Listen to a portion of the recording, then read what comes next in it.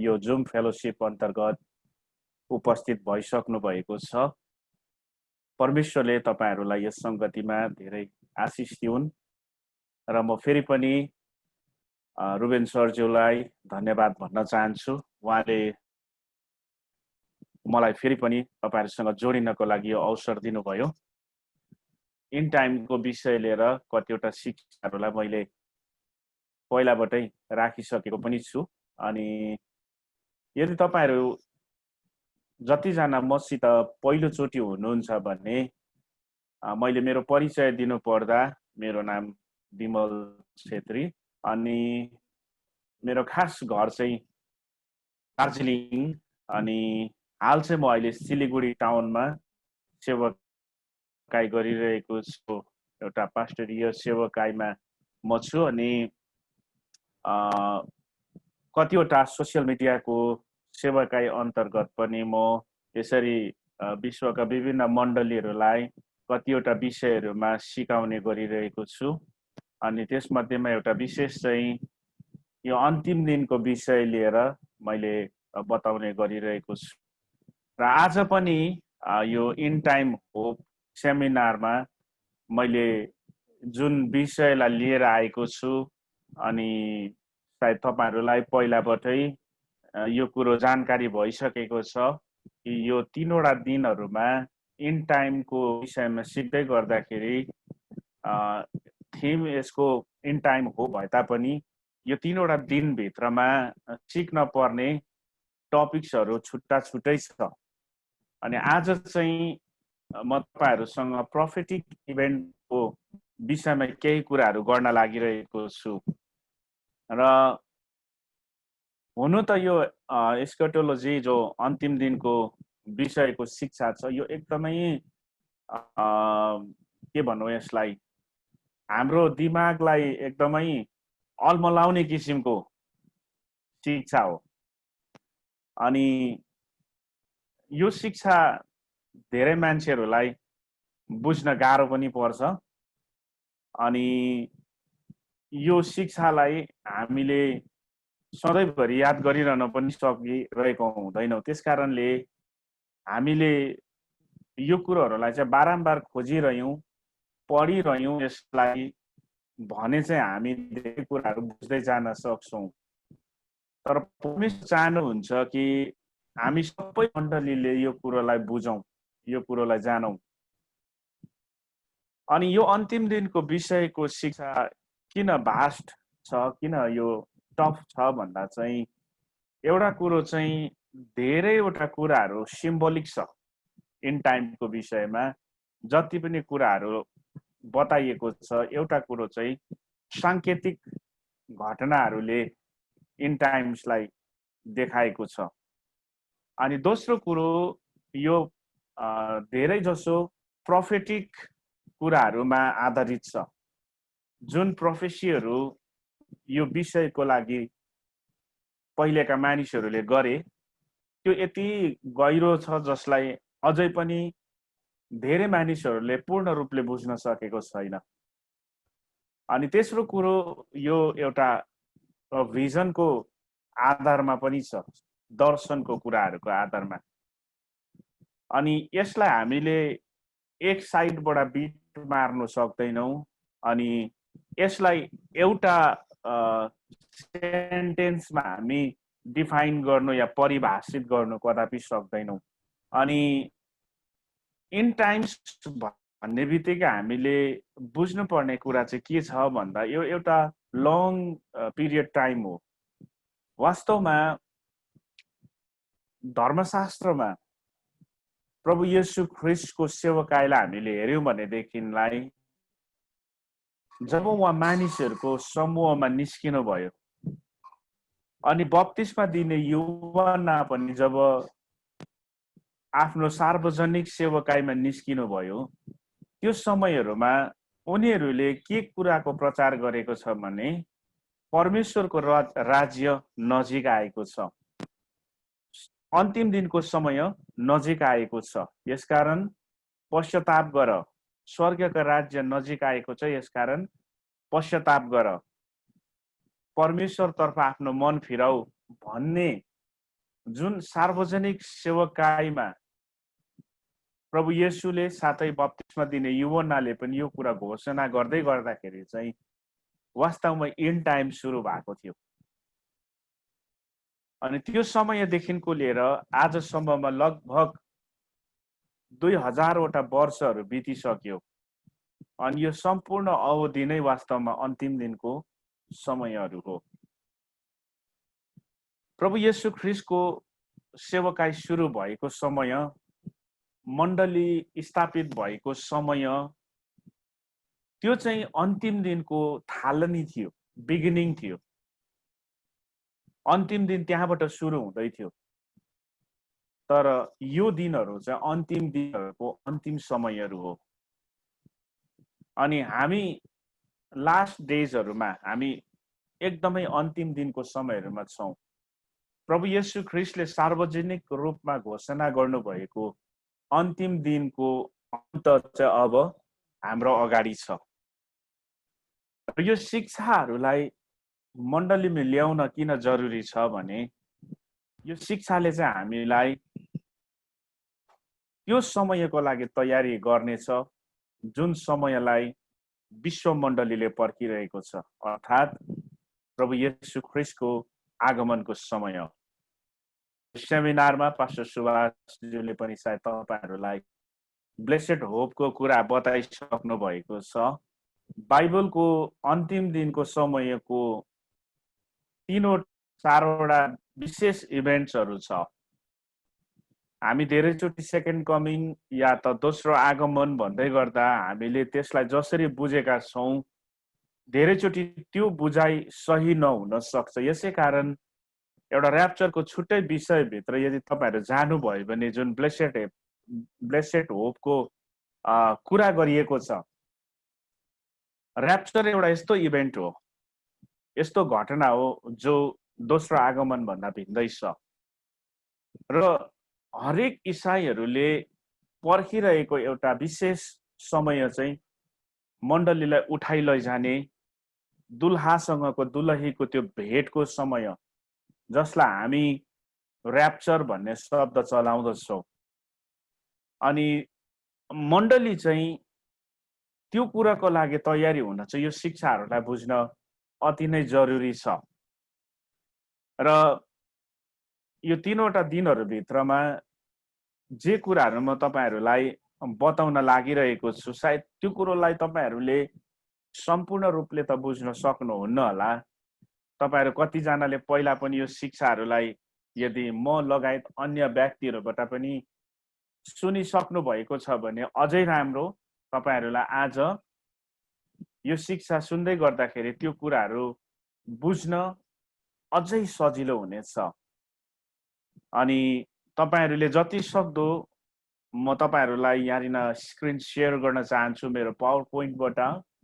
अनि त्यो कुराहरूलाई तपाईहरुले नोट गर्नुभयो र भविष्यमा तपाईहरुको व्यक्तिगत बाइबल अध्ययनमा त्यसलाई अझै अध्ययन गर्नुभयो भने चाहिँ त्यो कुराहरू तपाईहरुले एकदमै स्पष्टसँग बुझ्दै जानुहुन्छ।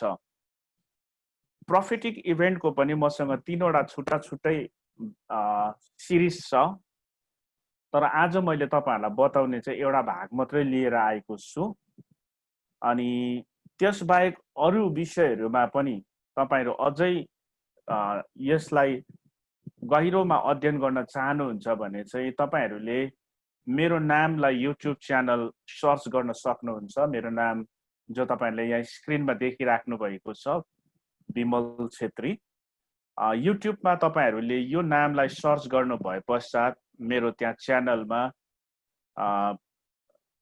150वटा जस्तो तपाईहरुले भिडियो टिचिङ हालसम्ममा पोस्ट भइसकेको छ, प्राप्त गर्न सक्नुहुन्छ। अनि त्यसमा 40वटा छुट्टै एपिसोडहरू छ, सिरिज टिचिङ खाली अन्तिम दिनको विषयमा।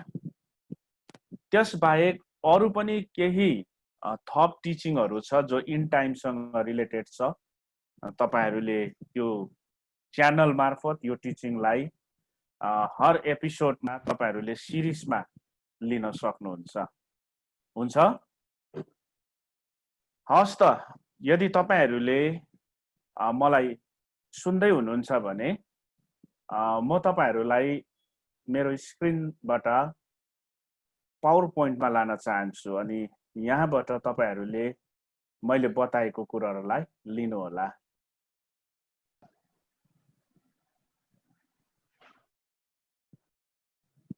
हुन्छ, अहिले देख्नु हुँदैछ तपाईहरूले?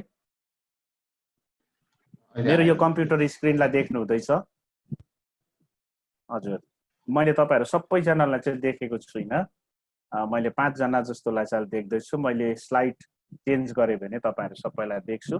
तर मेन कुरो तपाईहरू सबैजनाले चाहिँ यो स्क्रिनलाई देख्नुभयो भने असल हुन्छ। हुन्छ, प्रोफेटिक इभेन्टको यो विषयमा म सर्वप्रथम तपाईहरूको अगाडि उत्पत्ति 1 अध्यायको 14 पदबाट पढेर सुनाउन चाहन्छु।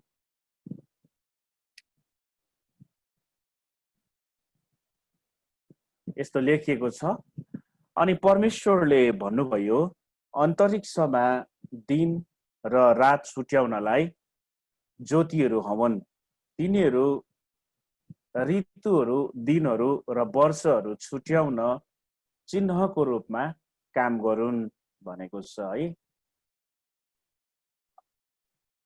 जब परमेश्वरले सुरुमा यस पृथ्वीलाई बनाउनु भयो,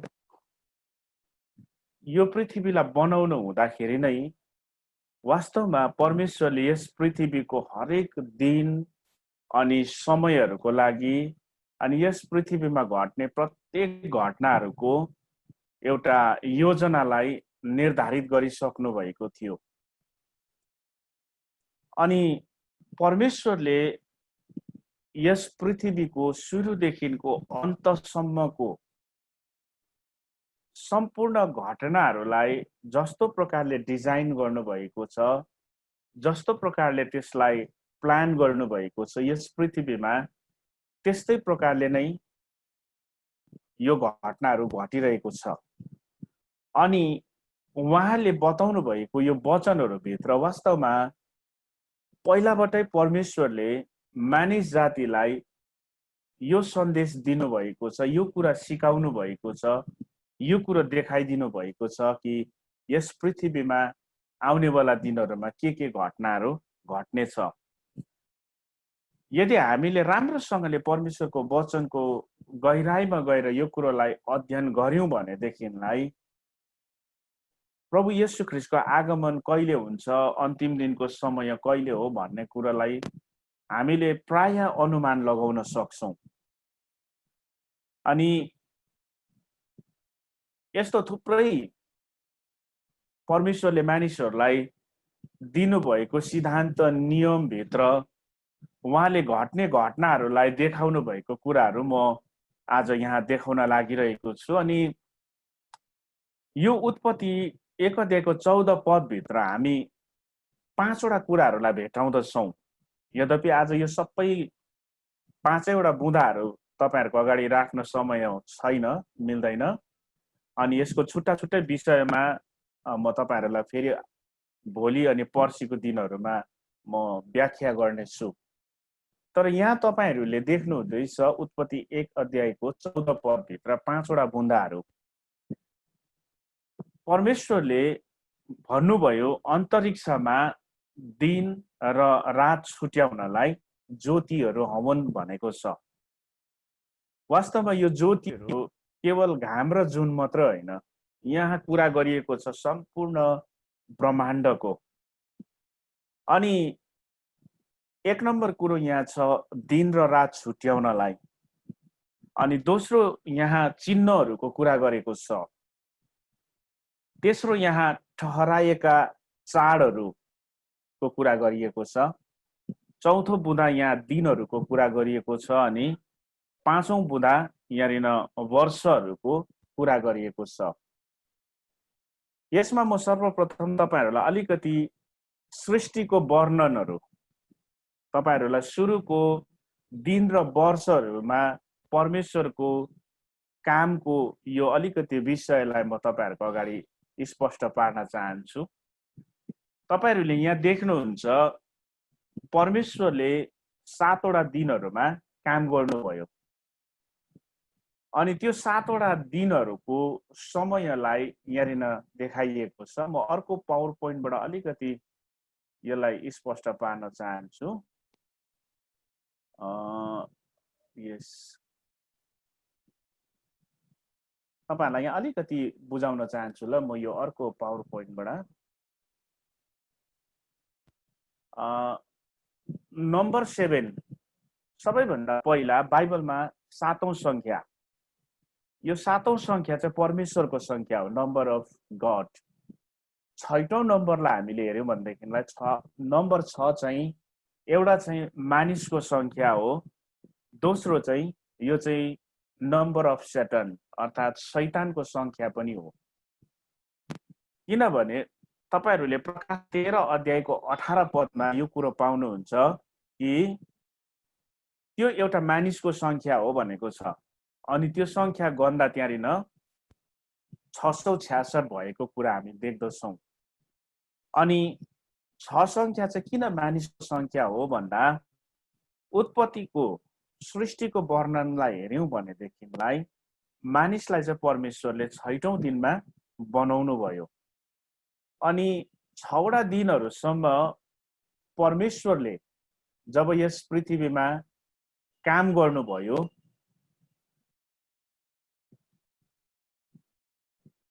यहाँ तपाईहरुले 7 वटा दिनको कामहरुलाई भेटाउनुहुन्छ। परमेश्वरले 7 वटा दिनसम्म काम गर्नुभयो, 6 वटा दिनसम्म काम गर्नुभयो। उत्पत्ति 1 अध्यायको 1 देखिको 31 पद, 2 अध्यायको 1 देखिको 3 पद। तर यो 7औं दिनमा उहाँले विश्राम लिनुभयो। अघिको स्लाइडमा मैले 6 वटा गोलो गोलो पृथ्वीको नक्सा तपाईहरुलाई जो देखाउँदै थिए। अनि पहिलो दिन 1000, दोस्रो दिन 2000, तेस्रो दिन 3000, जम्मा जम्मी वास्तवमा यो एक संख्यादेखिको लिएर यो 6 संख्यासम्मको यो 6 वटा दिनहरुको परमेश्वरको कामहरु चाहिँ वास्तवमा यस पृथ्वीको 6000 वटा वर्षहरुको एउटा सानो रूप हो, एउटा सानो नक्सा हो। अनि हामी यहाँनिर अर्को एउटा के देख्छौं भन्दाखेरि परमेश्वरले मानिसहरुलाई विश्रामको दिन दिनुभयो। अनि विश्रामको दिन मात्र दिनु भएन, 7औं दिन मानिसहरुलाई परमेश्वरले विश्रामको लागि दिनुभयो।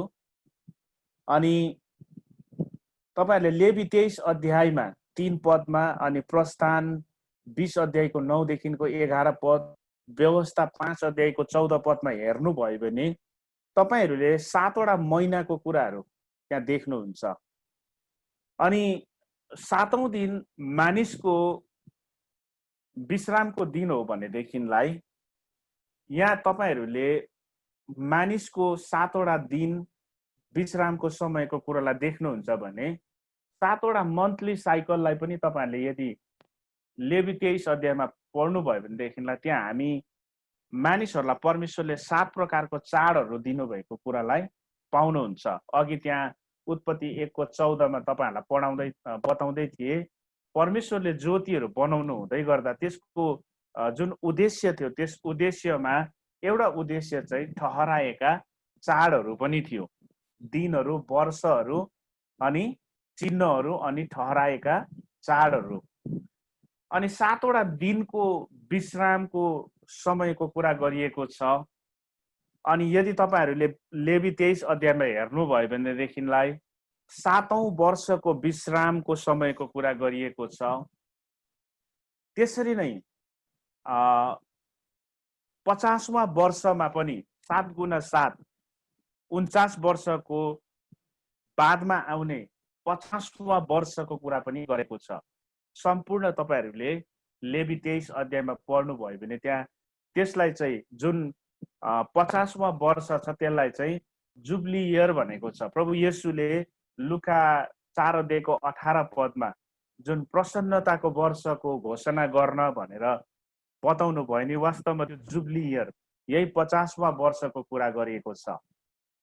अनि यो 7 वटा जुन चाडहरू छ, त्यो चाडहरूको विषयमा चाहिँ म तपाईँहरूलाई अहिले बताउने छु। तर म फेरि फर्केर तपाईँहरूलाई अघिको टेबलमा लान चाहन्छु, जुन यहाँ 6वटा 7वटा तपाईँहरूले पृथ्वीको गोलो गोला नक्सा देख्नु हुँदैछ।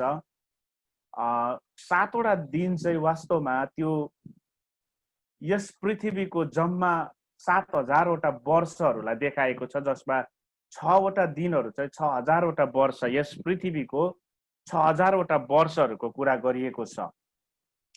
अनि यो 7औं दिन जो परमप्रभुले विश्राम गर्नुभयो नि, यो चाहिँ 6000 वर्ष पछिको आउने अर्को 1000वटा वर्षको कुरा हो, जसलाई चाहिँ मिलेनियम इयर अर्थात् 1000 वर्षको राज्य भनिएको छ। हेर्नुहोस् है, सृष्टिको वर्णनभित्र परमेश्वरले 6 दिनसम्म काम गर्नुभयो, 7औं दिनमा विश्राम लिनुभयो। अनि 7औं दिनलाई परमेश्वरले विश्रामको दिन भनेर घोषणा गर्नुभयो।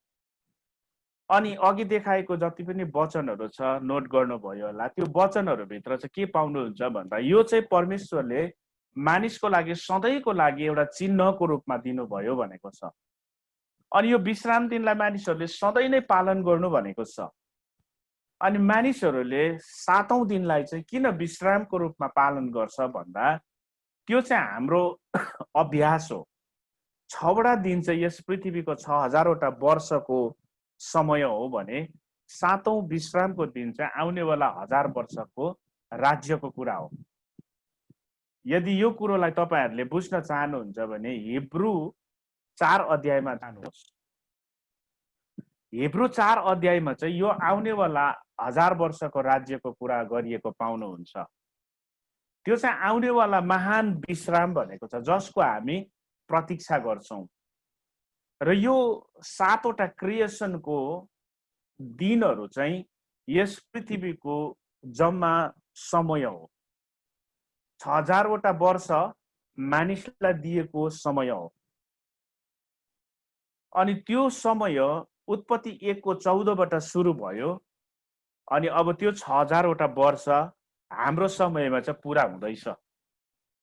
यो मैले जो कुरा गर्दैछु यो चाहिँ बाइबल क्यालेन्डरको कुरा गर्दैछु, यो संसारको समयको कुरा गरेको छुइनँ। बाइबल क्यालेन्डरलाई चाहिँ आज पनि यहुदीहरूले चलाइरहेको छ, हिब्रू क्यालेन्डर भन्दछ। अनि यो हिब्रू क्यालेन्डर चाहिँ उत्पत्ति 1 को 14बाट सुरु भएको छ। समयलाई, यो पृथ्वीको समयलाई चाहिँ परमेश्वरले त्यहाँबाट सुरु गर्नुभयो। अनि त्यहाँबाट सुरु भएको पृथ्वीको त्यो समय आज हाम्रो पुस्तामा आइपुग्दा चाहिँ अब 6000वटा वर्षहरू पुरा भइसकेको छ। उहाँले गर्नुभएको 6 दिनसम्मको कार्यहरू चाहिँ यस पृथ्वीमा मानिसको 6000वटा वर्षको एउटा सानो नक्सा हो। उहाँले 6 दिनसम्म काम गर्नु भएर पहिलाबाट मानिसको लागि यस पृथ्वीको 6000वटा वर्षहरूलाई सांकेतिक रूपमा देखाइसक्नु भएको छ। उत्पत्ति 6 अध्यायमा यदि तपाईहरूले पढ्नुभयो भने त्यहाँ मानिसको आयु 120 वर्ष भनेर लेखेको पाउनुहुन्छ। पढ्नु भएको छ होला त्यो भनाइ। परमेश्वरले त्यहाँ मानिसको लागि जुन 120 वर्षको उमेर भन्नुभयो नि, त्यो मान्छेले यो पृथ्वीमा बाँच्ने आयुको कुरा गरेको होइन। वास्तवमा त्यो 120वटा चाहिँ उहाँले त्यो जुबली इयरको कुरा गर्नुभयो, जो हरेक 50वां वर्षमा एकपल्ट आउँदछ। अनि 120वटा 50वटा वर्षलाई तपाईहरूले जोड्नु भयो भने, गुणा गर्नुभयो भने त्यो चाहिँ ठक्क यो पृथ्वीको 6000वटा वर्षहरू। तपाईहरूले भरे आफ्नो व्यक्तिगत अध्ययनमा 120 गुणा 50 जब मल्टिप्लाई गर्नुहुन्छ ठक्कै 6000वटा वर्ष आउँछ। वास्तवमा त्यहाँ मान्छेको आयु 120 भनेको चाहिँ त्यो उमेरको कुरा गरेको, त्यो आयुको कुरा गरेको हो। किनभने परमेश्वरले त्यो समयमा मानिसको आयु 120 भन्दै गर्दाखेरि चाहिँ त्यो समयको मान्छेहरू चाहिँ 800-900 वर्षसम्म बाँचिरहेका थिए। यसै कारण त्यहाँ चाहिँ मान्छेको शरीरको आयुको कुरा गरेको होइन, त्यो चाहिँ यस पृथ्वीमा मान्छेको समयको कुरा गरेको हो। म आशा गर्छु यो कुरो तपाईहरूले बुझ्दै हुनुहुन्छ। अब अर्को भागमा जाउँ। उत्पत्ति 1:14 लाई हामीले त हाम्रो बाइबलमा जसरी लेखेको छ त्यो अघि पढ्यौं, तर हिब्रूमा यहाँ जुन शब्द चलाएको छ मैले स्क्रिनमा तपाईहरुलाई देखाइरहेको छु, मोयद भन्ने एउटा शब्द छ।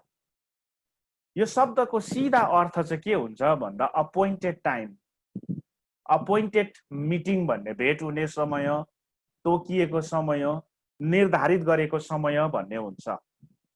उत्पत्ति 1:14 को जुन सेन्टेन्स छ त्यो सेन्टेन्स भित्र यो मोयद भन्ने हिब्रू वर्डले चाहिँ के अर्थ खोल्छ भन्दा नि परमेश्वरले यस पृथ्वीको समयमा त्यो सबै घट्नुपर्ने घटनाहरूलाई पहिलाबाटै फिक्स गर्नु भएको छ, अपोइन्ट गर्नु भएको छ।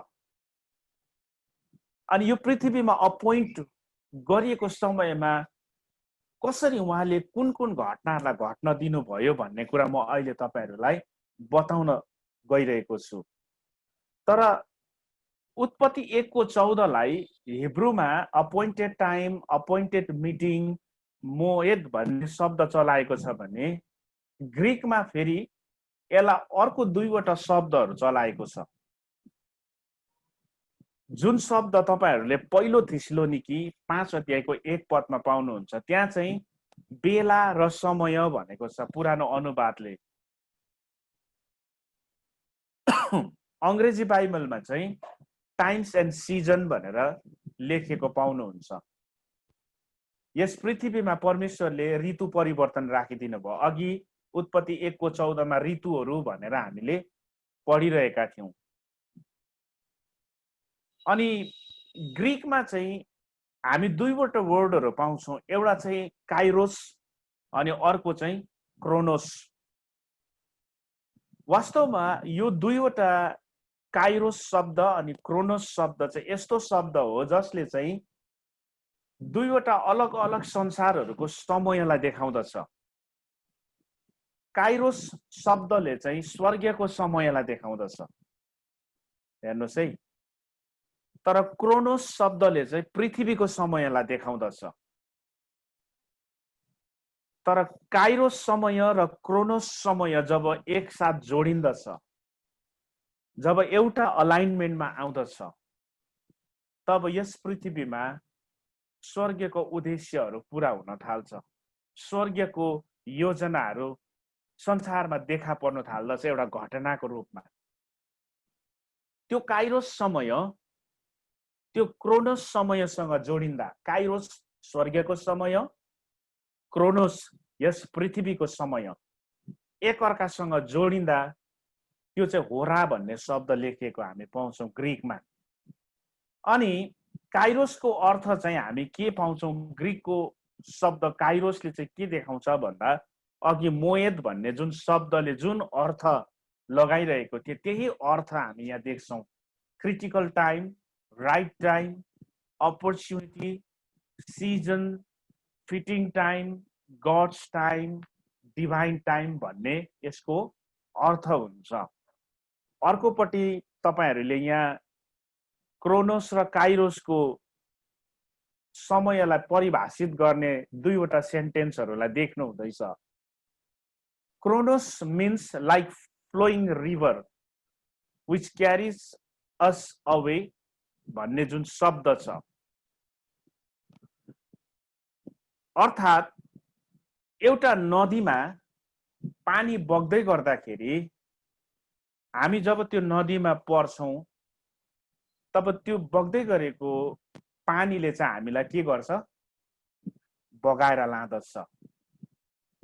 पृथ्वीको समय चाहिँ नदीमा बग्दै गरेको पानी जस्तै अरे, जसले हामीलाई बगाएर लाँदछ। अर्थात यस पृथ्वीमा जब तपाई एक दिन जन्म लिनुहुन्छ, जन्म लिएपछि पृथ्वीको समय बित्दै जाँदा बिस्तारै तपाई एउटा सानो बालकबाट टुकुल टुकुल हिँड्ने, अनि त्यहाँबाट तपाईहरु बिस्तारै एउटा टिनेजर्समा आउनुहुन्छ, त्यहाँबाट युथ एजमा आउँदै त्यहाँबाट एउटा बिस्तारै व्यक्ति चाहिँ वृद्ध अवस्थामा जाँदछ। हामी जब जवान अवस्थामा आइपुग्छौं हामी सबैजनालाई जवान अवस्थामै बस्न मनपर्छ, प्राय मान्छेलाई बुढो हुन मन पर्दैन। तर यो पृथ्वीको समयले चाहिँ हामीलाई बिस्तारै त्यो प्रकृतिको नियममा वृद्ध अवस्थामा लान्छ। म बुढो हुँदिन भनेर नचाहँदै पनि यस पृथ्वीको समयले हामीलाई एक दिन वृद्ध अवस्थामा लान्छ। त्यो चाहिँ बग्दै गरेको नदी जस्तै अरे। तर Kairos is like a quiet lake which we swim in. Kairos अर्थात् स्वर्गको समय चाहिँ यस्तो समय हो जो चाहिँ एउटा जमिएको कुवा जस्तै हो। जब तपाईँ कुवामा हुन्छ, त्यो कुवाबाट बाहिर निस्किँदाखेरि चाहिँ तपाईँलाई पानीले बगाएर बाहिर निकाल्दैन, तर त्यहाँ तपाईँ आफैले नै पौडी खेल्नुपर्छ। भन्नुको मतलब स्वर्गको समय चाहिँ हामीले पक्रिनु पर्ने, हामीले समात्नु पर्ने, हामी त्यहाँ जानुपर्ने ठाउँ।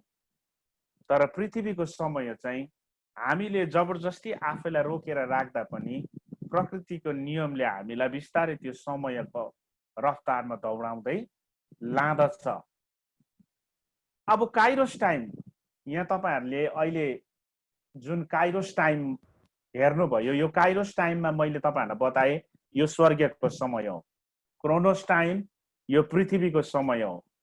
अनि काइरोस टाइम अर्थात् तोकिएको समय, अपोइन्टेड टाइम, उत्पत्ति 1:14 मा परमेश्वरले ठहराउनु भएको समयमा यस पृथ्वीमा कहिले कहिले कुन कुन घटनाहरू घट्दै गयो म तपाईहरुलाई यो बताउन चाहन्छु। यद्यपि मेरो यहाँनिर 4-5 वटा पोइन्टहरू छ, तर यसमा तपाईहरुले आफ्नो व्यक्तिगत बाइबल स्टडीमा अरु घटनाहरूलाई पनि एड गर्न सक्नुहुन्छ तपाईहरुको व्यक्तिगत बाइबल अध्ययनमा। तर केही कुराहरू म तपाईहरुलाई देखाउँदैछु, जस्तो उपदेशक 3 अध्याय, त्यसले भनेको छ सबै कुराको समय छ। दोस्रो गलाती 4 अध्यायको 4 पद, यहाँ के पाउँछौं? जब तोकिएको समय आयो। गलाती 4 अध्यायको 4 पदले भन्दछ जब तोकिएको समय आयो तब परमेश्वरको पुत्र एउटा स्त्रीको गर्भबाट यस पृथ्वीमा जन्मिनु भयो। व्यवस्थाको अधीनमा हुनेहरूलाई छुटकारा दिनको लागि उहाँ पनि व्यवस्थाको अधीनमा नै जन्मिनु भयो भन्ने त्यहाँ तपाईहरुले भनाइ पाउनुहुन्छ। तर मुख्य कुरो गलाती 4 अध्यायको 4 पदमा चाहिँ तपाईहरुले अपोइन्टेड टाइम भन्ने एउटा तोकिएको समय भन्ने शब्द पाउनुहुन्छ। हामीले यहाँ बुझ्न पर्ने कुरा चाहिँ के छ भने नि, परमेश्वरले प्रभु येशू ख्रीष्ट जन्मिनु भन्दा हजारौं वर्ष अगाडि नै जब यस पृथ्वीमा उहाँले त्यो समयलाई सुरु गर्नु हुँदै थियो नि, त्यो समयमा नै आफ्नो पुत्रलाई यस पृथ्वीमा प्रकट गराउने समयलाई फिक्स गर्नु भएको थियो, अपोइन्ट गर्नु भएको थियो, तोकिसक्नु भएको थियो। अनि जब त्यो समय आयो नि, त्यो समय आउँदै गर्दाखेरि परमेश्वरले जब त्यो स्वर्गको पहिलाबाट अपोइन्ट गरेको काइरोस टाइमलाई, आफ्नो पुत्रलाई यस पृथ्वीमा प्रकट गराउने त्यो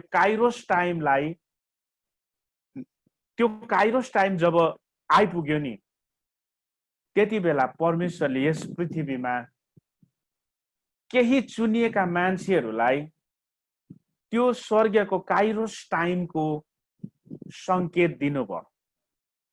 स्वर्गको बदलिँदै गरेको समयलाई बुझ्न सक्ने त्यस समयमा केही मानिसहरू यस पृथ्वीमा थियो, औँलामा गन्न सक्ने केही मान्छेहरू। अनि ती मान्छेहरू मध्येमा एउटा मान्छे चाहिँ थियो यही स्त्री मरियम। मरियमले गब्रियल स्वर्गदूतबाट स्वर्गको त्यो सन्देशलाई प्राप्त गर्दछ।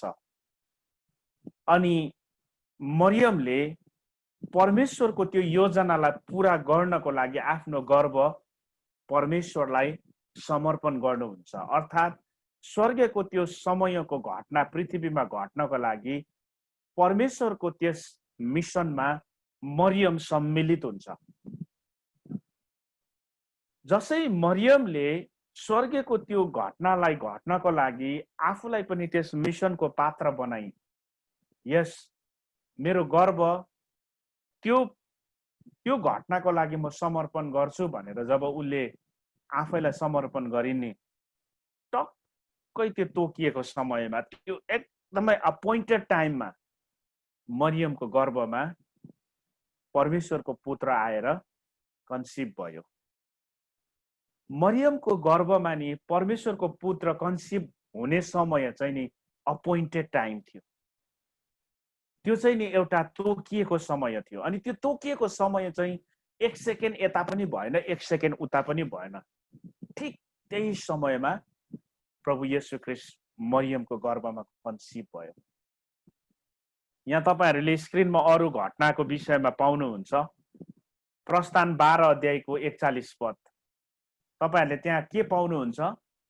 ठिक 430 वर्ष बितेकै दिन भनेको छ। मोसाले इजरायलीहरुलाई मिस्रको दासत्वबाट बाहिर निकाल्नु भयो। 430 वर्ष बितेकै दिन। त्यो 430 वर्ष भन्दा एक दिन अगाडि पनि हैन, त्यो 430 वर्ष भन्दा एक दिन बादमा पनि हैन। त्यो 430 वर्षकै पूरा हुने दिन चाहिँ नि एउटा अपोइन्टेड टाइम थियो, एउटा तोकिएको समय थियो। जुन समयमा नि परमेश्वरले पहिलाबाटै त्यो काइरोस टाइमलाई अपोइन्ट गर्नु भएको थियो नि, त्यो टाइमलाई यो पृथ्वीको क्रोनोस टाइमसँग जोड्दै गर्दाखेरि नि त्यो स्वर्गको परिवर्तन हुँदै गरेको ऋतुलाई चाल पाउने अनि परमेश्वरको स्वर्गको त्यो उद्देश्यको निम्ति आफूलाई समर्पण गर्ने त्यस समयको केही व्यक्तिहरुमा एउटा व्यक्ति थियो मोसा। मोसा सधैँ झैं उजाड स्थानमा भेडा चराउने काम गरिरहेको थियो। तर त्यो 430 वर्ष समय बित्दै गर्दा, स्वर्गको ऋतु परिवर्तन हुँदै गर्दा, त्यो क्रोनोस टाइमको घटना काइरोस टाइमसँग जोडिने समय हुँदै गर्दाखेरि नि परमेश्वर पोथाबाट मोसासित बोल्नुभयो। जसै मोसाले परमेश्वरको स्वर्गको योजनालाई बुझ्यो, मोसाले जसै आफैलाई त्यो मिसनमा सामेल गर्यो, मोसाको जीवनबाट स्वर्गको काइरोस टाइमको त्यो घटना यस पृथ्वीमा घटनाको रूपमा देखा पर्न थाल्यो। परिणाम स्वरूप इजरायलीहरुलाई मिस्रबाट परमेश्वरले बाहिर निकाल्नु भयो। दानियल 9 अध्यायको 3 पद। 70 वर्षको यरुशलेमको नाशको समय। यो 70 वर्षसम्म इजरायलीहरु कैदमा जानु पर्ने चाहिँ एउटा फिक्स टाइम थियो, अपोइन्टेड टाइम थियो। 70 वर्षको कैदको सुरुको दिनमा त्यो अपोइन्टेड टाइम स्वर्गको काइरोस टाइम यस पृथ्वीको क्रोनोस टाइममा जोडिँदै गर्दाखेरि सर्ट परमेश्वरले त्यस समयको विरोधी दुष्ट राजा भए पनि राजा नबुकदनेजरलाई उक्साउनु भयो अनि इजरायलको सबै मान्छेहरुलाई चाहिँ बाँधेर कैद गरेर चाहिँ बेबिलोनमा ल्यायो। अनि 70 वर्षको समय पूरा हुँदै गर्दाखेरि अब त्यो 70 वर्षको कैदको समय पूरा भएपछि इजरायलीहरुले अब फेरि आफ्नो भत्केको पर्खाललाई निर्माण गर्न, यरुशलेमको शहरलाई निर्माण गर्नको लागि परमेश्वरले आफ्नो स्वर्गको योजनालाई पूरा गर्न काइरोस टाइमलाई क्रोनोस टाइमसँग जोड्दै गर्दा नि सट्ट त्यो स्वर्गको घटनालाई चाहिँ कसले चाल पाउन थाल्यो भन्दा एउटा दानियल, जसले यर्मिया अगमवक्ताको पुस्तक पढ्दै गर्दाखेरि यर्मियाको अगमबानीलाई दानियलले सट्ट बुझिहाले। 70 वर्षको समय चाहिँ पूरा हुन लागेछ। यो चाहिँ मेरो पुस्तामा पूरा हुन लागेको रहेछ।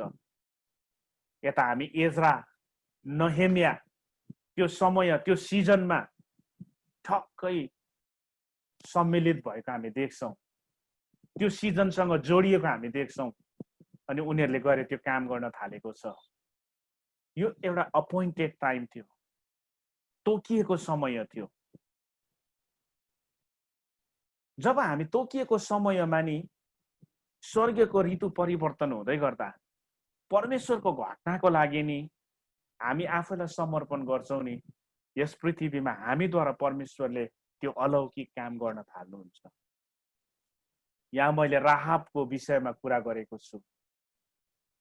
जब यहोशूको समयमा यर्दन नदी पार गरेर त्यो इजरायलका मान्छेहरूले मिश्रको दासत्वबाट निस्केर प्रतिज्ञाको देशमा खुट्टा टेक्दै गर्दाखेरि चाहिँ नि यरियोमा अरू कोही मान्छेहरूले नि स्वर्गको परिवर्तन हुँदै गरेको समयलाई चाल पाएको थिएन। त्यो ऋतु परिवर्तन कसैले पनि बुझेको थिएन। तर राहाब भन्ने एउटा स्त्री थियो जसलाई यो कुरो थाहा थियो कि हाम्रो यो देशमा चाहिँ एउटा परमेश्वरले चुनेका जातिहरूले आएर अब अधिकार गर्न लागेको छ। परमेश्वरले उनीहरूको फेभरमा विशेष काम गर्नु हुँदैछ। स्वर्गको ऋतु परिवर्तन हुँदैछ।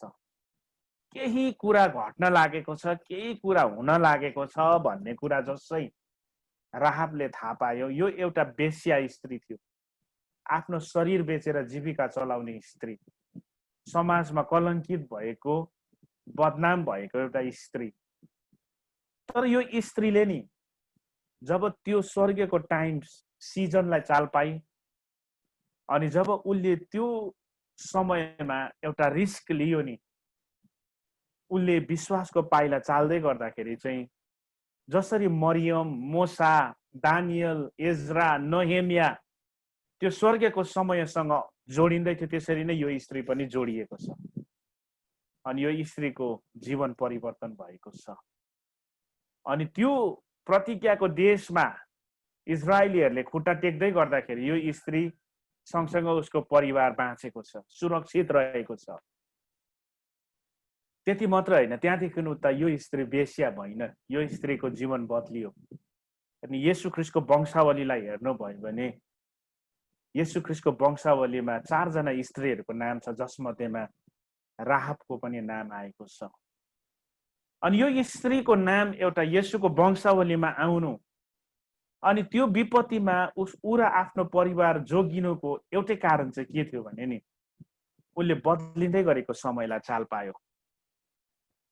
ऊ क्रोनोस टाइम यस पृथ्वीको समयमा बाँच्दा बाँच्दै पनि स्वर्गको काइरोस टाइमलाई उसले चाल पायो र ऊ सट्टै त्यो कुरासँग जोडिएको छ।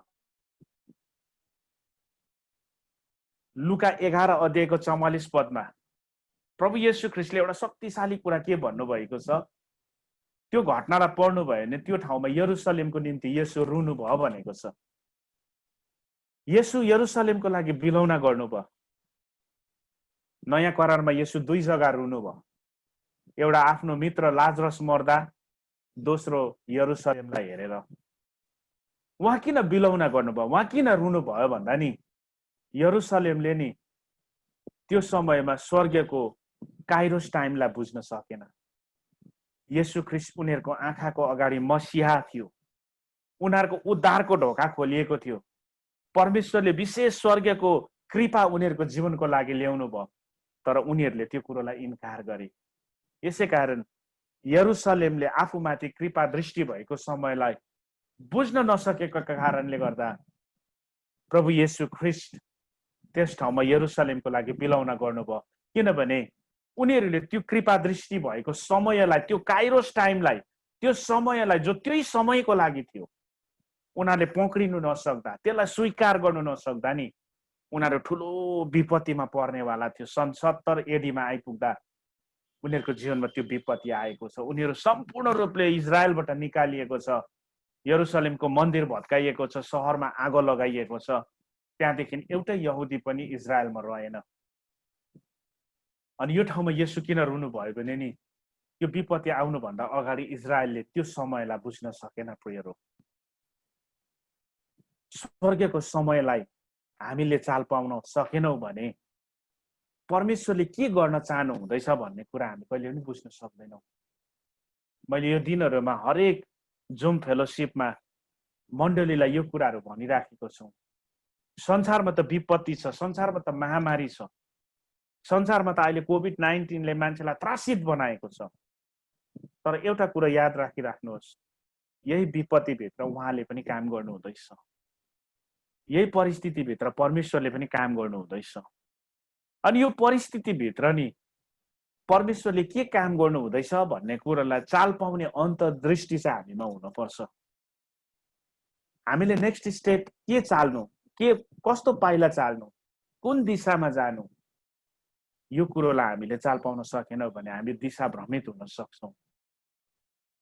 अनि म तपाईँहरूलाई आज उत्साह दिन चाहन्छु, यो महामारीभित्र परमेश्वरले केही नयाँ कुरा गर्नु हुँदैछ कि हामीले त्यो कुरोलाई चाल पाउँदैछौँ, या यो महामारी यो परिस्थितिलाई बाइबलै नपढ्ने, चर्चै नजाने संसारको मान्छेले जसरी हेर्दैछ, जसरी बुझ्दैछ, के हामीले पनि त्यसरी नै बुझिराखेका छौँ, के हामीले पनि त्यसरी नै हेरिरहेको छौँ, या हाम्रो दृष्टिकोणमा भिन्नता छ? हामी यसलाई गम्भीर भएर सोच्छौँ प्रियहरू। र मैले तपाईँहरूलाई क्रोनोस टाइम र काइरोस टाइमको एउटा भिन्नता बताइरहेको छु। यहाँ आज मैले तपाईँहरूलाई के बताएँ, हिब्रू 1:14 को अपोइन्टेड टाइम चाहिँ के हो भन्ने कुरा। यहाँ मैले तपाईँहरूलाई बताएको कुरा चाहिँ स्वर्गको समय अनि पृथ्वीको समय। अनि स्वर्गको समय पृथ्वीको समयसँग चाहिँ त्यति बेला जोडिन्छ जब परमेश्वरले यस पृथ्वीमा आफ्नो विशेष कार्यलाई गर्न लाग्नु भएको छ। अनि फर्केर इतिहासलाई हेर्दाखेरि स्वर्गको समय चाहिँ पृथ्वीको समयसँग त्यति बेला जोडियो। स्वर्गको काइरोस टाइम चाहिँ पृथ्वीको क्रोनोस टाइमसँग चाहिँ त्यति बेला जोडियो जब परमेश्वरले स्वर्गको उहाँको एउटा विशेष उद्देश्यलाई यस पृथ्वीमा पुरा गर्नु हुँदै थियो। त्यसमध्येमा आज मैले तपाईँहरूलाई बताइरहेको थिएँ, जब प्रभु येशू ख्रीष्ट पुत्र भएर यस पृथ्वीमा जन्मिनु हुँदै थियो, जब इजरायलीहरू मिश्रको दासत्वबाट बाहिर निस्किँदै थियो, जब प्रतिज्ञाको देशमा उनीहरूले खुट्टा टेक्दै थिए, राहाबले त्यो कुरालाई बुझ्यो, नाओमीले त्यो कुरालाई बुझेको कुरा हामी बाइबलमा देख्छौँ, रुथले त्यो कुरालाई बुझेको हामी देख्छौँ। तपाईँहरूलाई याद छ, एस्तरको पुस्तक पढ्नुभयो भने नि एस्तरको समयमा पनि नि यहुदी जातिको लागि एउटा ठुलो विपत्ति आउँदै थियो। त्यति बेलाको समयमा नि मोर्दकैले एस्तरलाई एउटा खबर पठाएको छ। के भनेको छ भने, हेर एस्तर, यो नसोच कि तिमी महलमा छौ भनेर, तिमी सुरक्षित छु भनेर यो नसोच। यो विपत्तिमा चाहिँ तिमी पनि नाश हुनेछौ। कसलाई थाहा छ कि परमेश्वरले तिमीलाई यही दिन र समयको लागि महलमा पठाउनु भएको हो कि? यदि आज तिमी चुप लाग्यौ भने हाम्रो छुटकारा त परमेश्वरले कसै न कसैद्वारा गर्नु नै हुन्छ, तर तिमी र तिम्रो घराना चाहिँ नाश हुनेछ। एस्तरले नि त्यो समयमा रिस्क चाहिँ नलिएको भए नि, एस्तरले नि त्यो समयमा स्वर्गको त्यो काइरोस टाइमलाई नपक्रेको भए नि, स्वर्गको त्यो टाइमबाट चाहिँ नि एस्तर चाहिँ उछिटिन्थ्यो। एस्तरको जग्गामा सायद परमेश्वरले इजरायली यहुदीहरूको उद्धार गर्ने कोही अर्को व्यक्तिलाई खडा गर्नुहुन्थ्यो होला, तर एस्तरले त्यो मौका गुमाउँथ्यो। तर जसै एस्तरले एउटा जोखिम उठाएर पनि परमेश्वरको त्यो काइरोस टाइमलाई यस पृथ्वीमा पुरा गर्नको लागि विश्वासको पाइला चालिन् नि, स्वर्गको त्यो परमेश्वरको योजना चाहिँ नि एस्तरको जीवनबाट पृथ्वीमा घटनाको रूपमा देखा पर्न थाल्यो। अनि सारा यहुदीहरूमा सुरक्षा, उद्धार आएको छ। गब्रिएलले मरियमलाई परमेश्वरको पुत्र यस पृथ्वीमा प्रकट गराउनको लागि मरियमको कोखको लागि जब सन्देश लिएर आए नि, मरियमले इन्कार गर्न सक्थ्यो, उसलाई त्यो स्वतन्त्रता थियो। मरियमले यदि इन्कार गरेको भए पनि नि परमेश्वरले त्यही राइट टाइममा, अपोइन्टेड टाइममा नै आफ्नो पुत्रलाई कुनै न कुनै अर्को स्त्रीबाट पनि जन्माउन सक्नुहुन्थ्यो। अनि मरियमले इन्कार गरेको भए नि मरियमले चाहिँ त्यो मौकालाई चाहिँ गुमाइ पठाउँथ्यो। हामी बाइबलमा यस्तो कयौं घटनाहरूलाई देख्छौँ। प्रभु येशू ख्रीष्टको मृत्यु, क्रुसको मृत्यु, त्यो अघिल्लो रातमा पक्रा पर्नु, 12 चेला मध्येमा एउटाले धोका दिने, सबै अपोइन्टेड टाइम थियो।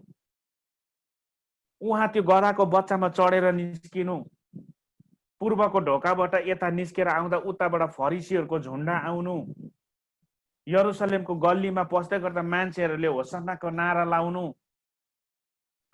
गेतसमनीको बगैँचामा ठिक पक्रा पर्नु, उहाँको शरीरमा कोर्रा लगाइने समय, क्रुस बोकेर कलवरीमा जाने समय, उहाँको एक एकवटा हात र खुट्टामा काँटी ठोकिने अपोइन्टेड टाइम थियो। उहाँले प्राण त्याग्ने एउटा अपोइन्टेड टाइम थियो। उहाँ चिहानमा जाने एउटा अपोइन्टेड टाइम थियो। उहाँको पुनरुत्थानको एउटा अपोइन्टेड टाइम थियो, काइरोस टाइम। त्यो स्वर्गको काइरोस टाइम पृथ्वीको क्रोनोस टाइमसँग जोडिनको लागि चाहिँ जहिले पनि परमेश्वरले यस पृथ्वीमा चुनिएका व्यक्तिहरूलाई उहाँले खडा गर्नुभयो। अनि त्यो व्यक्तिहरूले नि स्वर्गको काइरोस टाइमलाई यस पृथ्वीको क्रोनोस टाइममा जोड्नको लागि विश्वासमा आफ्नो भूमिका निभाएको छ। तब चाहिँ स्वर्गको योजनाहरू यस पृथ्वीमा घटनाको रूपमा देखा परेको छ। यो हो अपोइन्टेड टाइम। अनि परमेश्वरले उत्पत्ति 1:14 ठहराएको समय भन्दै गर्दा चाहिँ यो कुरा हामी बुझ्दछौँ। अनि त्यहाँनिर चाडहरूको कुरा गरेको छ। अघि मैले टाइम साइकल, विकली साइकलको कुरा गर्दै थिएँ। सुरुमा 7वटा दिनको कुरा, विश्राम दिनको कुरा, विश्राम वर्षको कुरा, जुबली इयरको कुरा गर्दै थिएँ। अनि परमेश्वरले किन पहिलाबाट त्यो कुराहरू दिनुभयो भन्दा त्यो कुरोबाट परमेश्वर बारम्बार मानिसहरूसित बोलिराख्नु भएको थियो। यो भविष्यमा घट्ने घटनाहरूको एउटा नक्सा हो भनेर। अनि चाडहरूको कुरा गर्नु पर्दाखेरि यहाँ तपाईँहरूले 7वटा चाडहरू भेटाउनुहुन्छ। अघि मैले विकली साइकलमा तपाईँहरूलाई यो कुरो देखाइरहेको थिएँ। 7वटा दिन दिनुभयो भने 7वटा चाड पनि दिनुभयो। अनि यो 7वटा चाडको लिस्ट तपाईँहरूले यहाँ पाउनुहुन्छ, ठहराएका चाडहरू लेवी 23 अध्यायमा। यहाँ 1 नम्बरमा छ निस्तार चाड, दोस्रो छ अखमेरे रोटीको चाड, तेस्रो छ पहिलो फसलको चाड, चौथोमा छ पेन्तिकोसको चाड, पाँचौंमा छ तुरहीको चाड, छैटौंमा छ प्रायश्चितको चाड, अनि सातौंमा छ झुप्रवासको चाड। परमेश्वरले यो चाड किन मानिसहरूलाई दिनुभयो भन्दा यो चाडहरूभित्र नै परमेश्वरले यो पृथ्वीमा घट्ने सम्पूर्ण घटनाहरूलाई सांकेतिक रूपमा देखाउनु भएको छ। प्रभु येशू ख्रिस्टको जीवनमा घट्ने एक एकवटा घटनाहरूलाई यो चाडभित्र उहाँले देखाउनु भएको छ। यो चाडहरूलाई परमेश्वरले यो 7वटा चाडहरूलाई क्रमबद्ध ढङ्गमा एउटा प्रोफेटिक प्याटर्नमा राख्नु भएको छ। यदि हामीले यो 7वटा चाडहरूलाई हेर्यौं भनेदेखिलाई पहिलो चाडले हामीलाई के देखाउँछ? पहिलो निस्तार चाडले हामी के देख्छौँ भन्दा येशूको क्रुसको बलिदानलाई देख्छौँ यहाँ। दोस्रो अखमेरे रोटीको चाडले प्रभु येशू ख्रिस्टको पवित्र जीवन, पापरहित जीवनलाई, उहाँको ज्योतिलाई हामी देख्दछौँ। त्यसरी नै तेस्रो पहिलो फसलको चाड जसले चाहिँ येशू ख्रिस्टको पुनरुत्थानलाई देखाउँदछ। पुनरुत्थानमा म पहिलौटे हुनुभयो भन्ने कुरा हामी पहिलो फसलको चाडबाट देख्दछौँ। क्रमबद्ध ढङ्गमा राखिदिनु भयो। चौथो चाड पेन्तिकोसको चाड। अनि पेन्तिकोसको चाडले चाहिँ केलाई देखाउँछ भन्दा पवित्र आत्माको युगको आरम्भ, मण्डलीको सुरुवातलाई हामी देख्दछौँ यहाँ। अघि मैले जुबली इयरको कुरा गर्दै थिएँ। 50वां दिनको कुराहरू पनि लेवी 23 अध्यायमा छ। पुनरुत्थानको दिन अर्थात् पहिलो फसलको चाडको भोलिपल्टदेखि 7वटा साताहरू गन्ती गर्नु, अनि 49वां दिनको भोलिपल्ट एउटा महान पवित्र दिन घोषणा गर्नु, त्यो दिन तिमीहरूले विश्राम लिनु। पहिलाबाटै लेवी 23 अध्यायमा परमेश्वरले व्यवस्थामा मानिसहरूलाई यो चाडको जुन नियमहरू बताउनु हुँदै थियो त्यो भित्र नि वास्तवमा पहिलाबाटै उहाँले यस पृथ्वीमा घट्ने अन्तिम दिनको घटनाहरूलाई देखाइराख्नु भएको थियो। अनि उनीहरूले त्यो चाडभित्र यो कुरोलाई अभ्यास गरिरहेको थियो। यो पालन गर्दै गर्दा उनीहरूलाई यो चाडको माध्यमबाट बारम्बार यस पृथ्वीमा घट्ने घटनाहरू स्मरण दिलाइराख्नु भएको थियो। ठिक पेन्तिकोसको दिनमा 120 जना मानिसहरू त्यो कोठाको माथिल्लो तलामा बसेका थिए। त्यो पनि एउटा अपोइन्टेड टाइम थियो। पहिलाबाटै तोकिएको त्यो अपोइन्टेड टाइममा पवित्र आत्मा उनीहरूको बीचमा आउनुभयो। मण्डलीको सुरुवात त्यहाँबाट भयो। अनि यो जति पनि 4 वटा चाडहरू छ, यो चाडहरूले संकेत गरेको घटनाहरू चाहिँ यस पृथ्वीमा फुलफिल भइसक्यो। सुन्नुहोस् है, यो 7 वटा चाडहरू मध्येमा 4 वटा चाडहरूले देखाएको घटनाहरू, यो चाडहरू चाहिँ सांकेतिक घटना हो। भविष्यमा घट्ने घटनाहरूको एउटा सांकेतिक रूप हो। अनि यो 4 वटा घटनाहरूले जुन घटनाहरूलाई संकेत गरेको थियो त्यो चाहिँ पुरा भइसक्यो। तर अब रहेको छ बाँकी 3 वटा घटना जो अझै फुलफिल भएको छैन। यो 3 वटा चाडहरूले जुन जुन भविष्यमा घट्ने घटनाहरूलाई संकेत गरेको छ त्यो घटनाहरू चाहिँ अब घट्न लागेको छ। र प्रोफेटिक प्याटर्नमा यो चाडहरूलाई क्रमबद्ध ढङ्गमा जसरी राख्नु भएको छ, पासओभर अर्थात् निस्तार चाडदेखिको अखमेरे रोटीको चाड, पहिलो फसलको चाड अनि पेन्टिकोस्टको चाड क्रमबद्ध ढङ्गमा राखिएको छ। अनि क्रमैसँगले यो एक एकवटा घटनाहरू, यो चाडहरूले जो संकेत गरेको छ, येशूको क्रुसको मृत्युदेखिको पेन्टिकोस्टको चाडसम्ममा आएर पुरा भयो भने अब पुरा हुन पर्ने 3 वटा जो चाडहरू छ, जसमध्येमा यहाँनिर 5औं नम्बरको चाड जो छ त्यो चाहिँ तुरहीको चाड हो। अनि त्यस पश्चात अर्को आएको चाड छ जो प्रायश्चितको चाड। अनि त्यसरी नै अर्को अन्तिम चाड छ जो चाहिँ झुप्रोबासको चाड। अनि यो तुरही फुक्ने चाडले चाहिँ केलाई देखाउँछ भन्दा यसले चाहिँ र्याप्चरलाई देखाउँदछ। प्रभु येशू ख्रीष्टले मण्डलीलाई लिन आउने समयलाई यो तुरहीको चाडले संकेत गरेको छ। यो सबै अगमबानीय घटनाहरू, प्रोफेटिक इभेन्टहरू हो। अब यो तुरही फुक्ने चाडले र्याप्चर अर्थात् मण्डलीलाई उठाइलाने घटनालाई देखाउँछ भने यो 6औं नम्बरको प्रायश्चितको चाडले चाहिँ प्रभु येशू ख्रीष्टको दोस्रो आगमनलाई देखाउँदछ क्रमबद्ध ढङ्गमा। अन्तिम झुप्रोबासको चाडले चाहिँ भविष्यमा घट्ने कुन चाहिँ घटनालाई संकेत गरेको छ भन्दा यसले चाहिँ त्यो मिलेनियम इयरको कुरालाई, 1000 वर्षको राज्यको कुरोलाई यो अन्तिम चाडले चाहिँ संकेत गरेको छ। बुझ्नुभयो? यो 3 वटा चाडहरूको चाहिँ यो 3 वटा चाडहरूले जुन घटनाहरूलाई संकेत गरेको छ त्यो चाहिँ पुरा हुन बाँकी छ। र कतिवटा टिचिङहरूमा हामी सुन्छौँ कि के अरे पहिला सतावट हुन्छ अरे, पछिबाट र्याप्चर हुन्छ अरे, या र्याप्चर नभई मण्डली कष्ट सतावटबाट जान्छ अरे भन्ने हामीले कतिवटा शिक्षा, कतिवटा सिद्धान्तलाई हामीले हेरिरहेको छौँ, सुनिरहेको छौँ। तर यो प्रोफेटिक प्याटर्नलाई हेर्दा, यो चाडहरूको क्रमबद्धमा राखिएको ढाँचालाई हेर्दाखेरि हामी एकको बाद एक कुन घटना पुरा हुन्छ भन्ने कुरालाई सजिलैसँग बुझ्न सक्छौँ। पहिला चाहिँ के हुन्छ? र्याप्चर हुन्छ। अनि र्याप्चर भइसकेपछि मात्रै प्रभु येशू ख्रीष्टको दोस्रो आगमनको कुरा आउँदछ। अनि र्याप्चर र दोस्रो आगमनको भिन्नता चाहिँ बाइबलमा कहाँ कहाँ के छ यो कुरोलाई पनि आज तपाईहरुले अलिकति बुझिराख्नुहोस्। यदि तपाईहरुले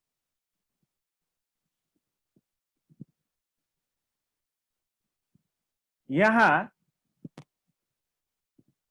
दुईवटा भिन्नतालाई स्क्रिनमा देखिराख्नु भएको छ है। एक नम्बर र्याप्चर, 2 नम्बरमा दोस्रो आगमन। यदि तपाईहरुले यो पावर पोइन्ट चाहनुहुन्छ भने मलाई व्हाट्सएपमा सम्पर्क गर्न सक्नुहुन्छ, फेसबुकमा सम्पर्क गर्न सक्नुहुन्छ। म तपाईहरुलाई पीडीएफ फाइलमा पनि यो पठाइदिन सक्छु यदि तपाईहरुले यसलाई स्टडी गर्न चाहनुहुन्छ भने। र्याप्चर के हो मैले अघि बताइहाले।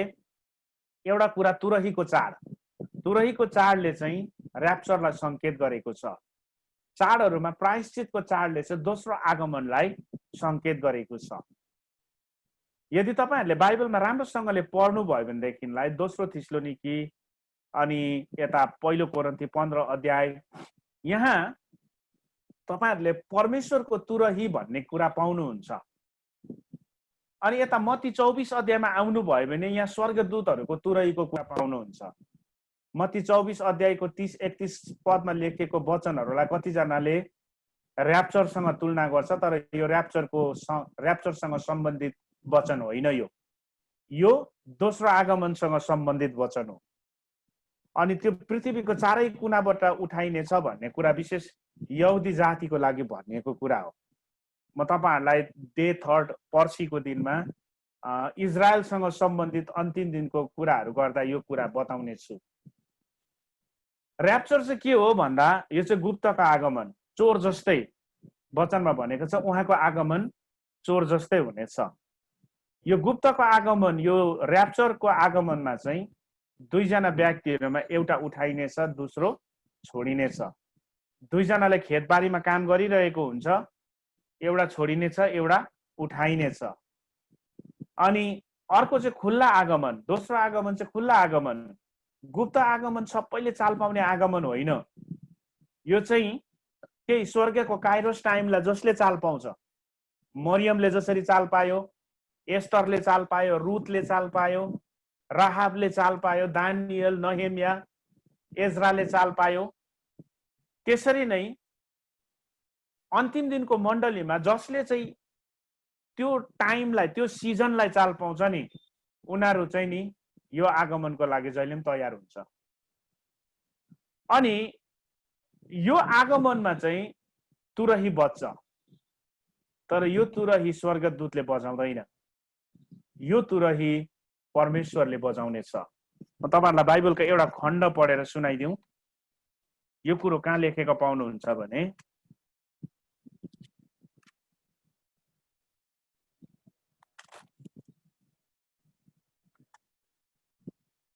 पहिलो थिस्सलुनिकी 4 अध्यायको 16 पद यस्तो लेखेको छ, किनभने ठूलो शब्दले, प्रधान दूतको आवाज र परमेश्वरको तुरही साथ प्रभु आफै स्वर्गबाट ओर्लनु हुनेछ। यहाँ दुई तीनवटा कुरा पाउनुहुन्छ। एक नम्बर कुरो ठूलो शब्द भनेको छ, दोस्रो प्रधान दूतको आवाज भनेको छ, तेस्रो परमेश्वरको तुरहीको कुरा गरेको छ। तर तपाईहरुले यता मत्ती 24 अध्यायमा हेर्नुभयो भने त्यहाँ चाहिँ स्वर्गदूतले बजाउने 24 अध्यायको 31 पद, औ उसले आफ्ना स्वर्गदूतहरूलाई तुरहीको ठूलो आवाजको साथमा पठाउनेछ र तिनीहरूले आकाशको एक छेउदेखि अर्को छेउसम्म चारै दिशाबाट उसका चुनिएकाहरूलाई जम्मा गर्नेछ। त यो दुईवटा अलग अलग बाइबलको वचनहरूमा हामी एउटा स्वर्गदूतहरूको तुरहीको कुरा पाउँछौँ, अर्कोमा हामी परमेश्वरको तुरहीको कुरा पाउँछौँ। परमेश्वरको तुरही चाहिँ गुप्तको आगमनमा, र्याप्चरमा बज्ने तुरही हो। अनि यो तुरही चाहिँ दुईजनाले एकसाथ बसिरहेको बेलामा एउटाले सुन्नु सक्छ, अर्कोले सुन्नु सक्दैन। जो तयार छ, जो उठिने योग्य छ, उसले त्यो तुरहीको आवाज सुन्छ, अर्कोले सुन्दैन। तर यो दोस्रो आगमनमा जो तुरही बजाइन्छ नि, प्रकाश 1 को 7 अनुसार त्यो तुरहीको आवाज चाहिँ सारा संसारको मान्छेहरूले सुन्नेछ। अनि यो खुल्ला आगमन भएको कारणले यो चाहिँ विरोधीहरूले, सबै मान्छेहरूले, यहुदी जातिले, संसारको हरेक अन्य जातिहरूले यो आगमनलाई देख्नेछ। र्याप्चर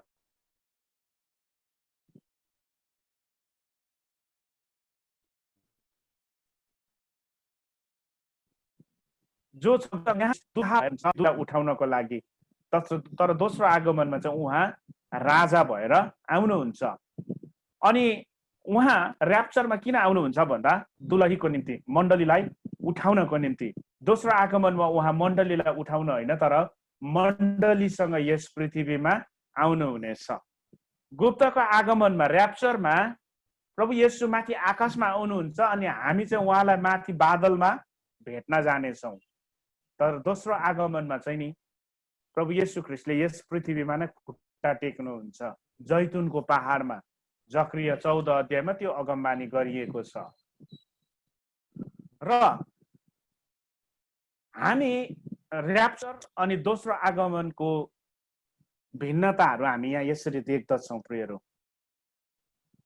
र आज चाहिँ मैले तपाईहरुलाई प्रोफेटिक इभेन्टको यस पहिलो भागमा बताएको यो शिक्षा चाहिँ के हो भने, आज मैले तपाईहरुलाई पुरानो करारमा परमेश्वरले ठहराउनु भएको चाडहरूको विषयमा विशेष मैले तपाईहरुलाई बताए। अनि दोस्रो कुरो अपोइन्टेड टाइमको कुरा मैले तपाईहरुलाई बताए।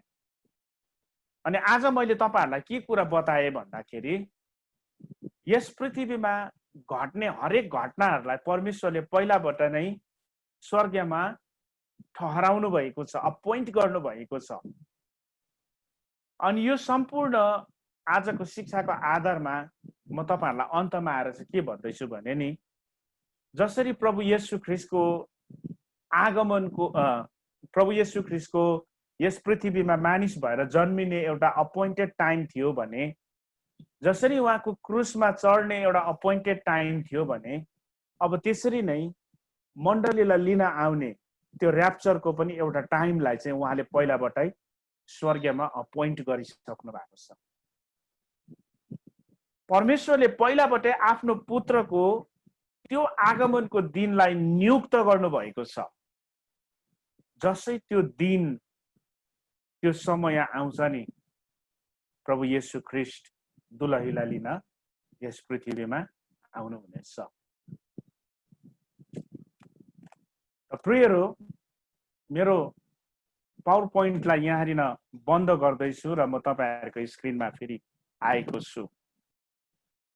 र यो शिक्षाभित्र आज मैले तपाईहरुलाई बताएको कुरो जो तपाईहरुले सुन्नु भएको छ, यो सुन्दै गर्दा यदि यसमा तपाईहरुलाई कहीँ कुनै पनि प्रकारको कन्फ्युजन छ भने र यसलाई अझै गहिराईमा तपाईहरुले बुझ्न चाहनुहुन्छ भने तपाईहरुले मसँग सम्पर्क गर्न सक्नुहुन्छ।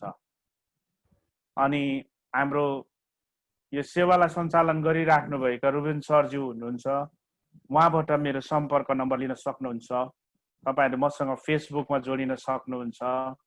अनि यस विषयमा बुझ्न म तपाईहरुलाई अझै सहायता पुर्याउन सक्नेछु। र म आजको यो शिक्षालाई यहाँ बन्द गरिरहेको छु। भोलि फेरि ठिक यही समयमा म तपाईहरुको माझमा उपस्थित हुनेछु। अनि भोलिको समयमा म तपाईहरुलाई इन टाइम र इजरायलको सम्बन्धमा केही कुराहरू बताउने छु, जहाँ चाहिँ आजको उत्पत्ति 1:14 मा मैले आज चाहिँ ठहराएको समयहरू र चाडहरूको कुरा गरेँ भने, उत्पत्ति 1:14 को अर्को चिन्हहरूको कुरा जो गरेको छ त्यस विषयमा म भोलि चर्चा गर्नेछु। परमेश्वरले तपाईहरु सबैजनालाई आशिष दिउन् र म यो समय सर रुबेनलाई दिन चाहन्छु।